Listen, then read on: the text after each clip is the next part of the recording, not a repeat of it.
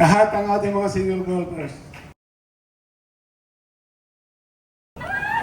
Pero una sa lahat, lakpakan ho natin ang ating VP Ariel and Press Team. Meron na kayong President, Vice President, meron pa kayong MC, meron pa kayong joke. Una sa lahat ay gusto kong batiin ang senior golfers of Veterans Incorporated for hosting the second leg of PASG tournament. Palakpakan natin ang lahat ng mga veterans senior golfers. And all the participants for today's tournament with a total of 91 or 11 group. Your participation on this tournament ay hindi lamang sa paglalaro, magsasama-sama natin sa fellowship, sa golf, kundi showing your support on our Senior Golf Association and our nation as a whole as a senior golfers. At this point, I would like to introduce some of our officers of the PASG who are present here today. Our Vice President, Lino Magpantay, is here. Lino.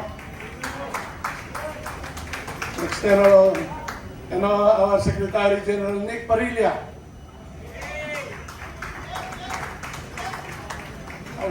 Nakita ko si General Jerry Doria, kahit hindi laro, dumating, talagang very supportive. And one of our board member, Randy Reyla. And of course, ang nangangatawan sa ating Philippine team in all our tournament, our team captain, Ed Manzanares. We are, para ho sa lahat, kung hindi nalalaman, ang ASEAN Senior Golf Tournament will be held in Brunei on September 21 to 25. Meron pa hong slot na natitira. Meron hong interesadong sumali pa, ay magsabi na agad kayo ang nagpaga dahil maaring in a few days, kasi meron ho tayong quota sa Philippine team ng ASEAN Senior. Ang atin hong PASG format of tournament ay gaya ho sa ating ASEAN Senior Golf Championship at pati ho ang format ng World Senior Golf Championship. At this point also, I would like to introduce some of our members who will represent the Philippine senior golfers in the World Senior Golf Championship to be held in Denver, Colorado on August 21 to August 29. Mr. Randy Reyla from Bali Golf, and also from Riviera, and dito si Christy. Yours truly, and one is Alex Mercado from Pradera, and another one from Bali Golf, Jaime Bilbao. Lilima ho ang ating representative sa World Senior Golf Championship on this year. Last 2 years, 12 ho kaming sumali doon. And kami ho nag-champion ng country championship. This time,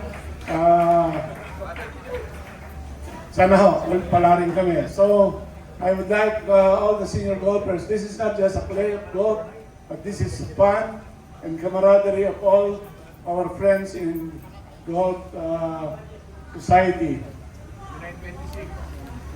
So, ang third leg ho natin, sasamantalahin ko na pagkakataong ito na imbitahin ko yo sa third leg ng PASG tournament on July 26, assisted by the Eagle Ridge Senior Golfers Association. Sabi ko ho, assisted, not hosted, because this is a PASG tournament. We are now starting to fundraising ho, kasi mag-host ang Philippines sa ASEAN Senior Golf Championship for 2026 on October. So magmula ho ngayon, ang lahat ho na sumali, thank you very much because part of your tournament fee is your contribution on our ASEAN Golf Championship fund for the next year. Maraming salamat po sa inyo lahat. So, at this time, I would like to invite you to Eagle Ridge on July 26. It's a Saturday.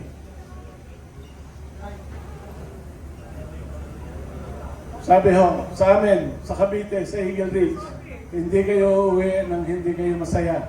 Lahat sasaya, raffle, drinks, fellowship, nandun ho lahat. Kaya sana ho makarating kayo at ang inyong pagsali doon ay one of your contribution on our fund for the ASEAN Golf Championship to be hosted by the Philippine Senior Golf Association for 2026. So sa inyo lahat muli sa Senior Golfers Association of Veterans, maraming salamat po sa inyong pag-host kay itong second day. Alright! Thank you very much, Press Munding del Rosario.